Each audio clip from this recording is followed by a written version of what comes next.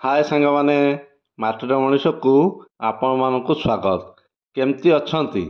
ଆଶା କରୁଛୁ ଆପଣମାନେ ବହୁତ ଭଲରେ ଥିବେ। ନୂଆ ବର୍ଷଟି ଆପଣଙ୍କର ବହୁତ ଭଲରେ କଟିଥିବ। ଆପଣମାନେ ବେଶ ଉତ୍ସାହର ସହିତ ବଣଭୋଜି ଓ ପିକନିକ୍ ମାନ କରିଥିବେ। ଦର୍ଶନୀୟ କ୍ଷେତ୍ର ମଧ୍ୟ ଯାଇଥିବେ। ଆସନ୍ତୁ ଆଜି ଜାଣିବା ଆଉ ଏକ ପିକନିକ୍ ସ୍ପଟ୍ ଉପରେ। ଆପଣମାନେ ପିକନିକ୍ ପାଇଁ କେନ୍ଦୁଝର ଜିଲ୍ଲାକୁ ନିହାତି ଯାଉଥିବେ। ପ୍ରାୟ ଅନେକ ଜଣ ଘଟଗାଁ ତାରିଣୀ ଯାଆନ୍ତି, ମାଙ୍କୁ ଦର୍ଶନ କରନ୍ତି।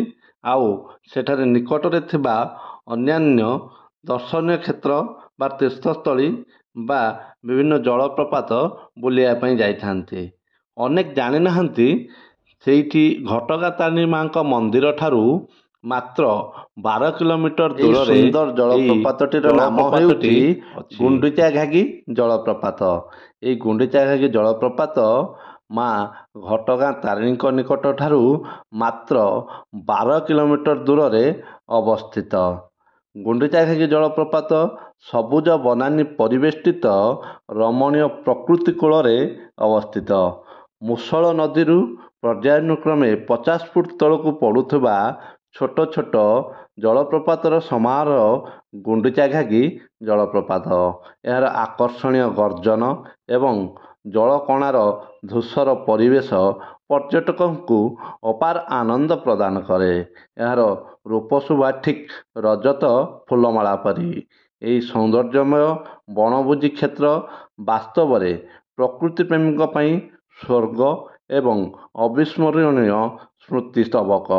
ଯଦି ଆପଣ ଭୁବନେଶ୍ୱର ପଟୁ ଆସୁଛନ୍ତି ତାହେଲେ ଗୁଣ୍ଡିଚା ଘାଗି ଜଳପ୍ରପାତକୁ ସଡ଼କ ପଥରେ 180 କିଲୋମିଟର ପଡ଼ିବ।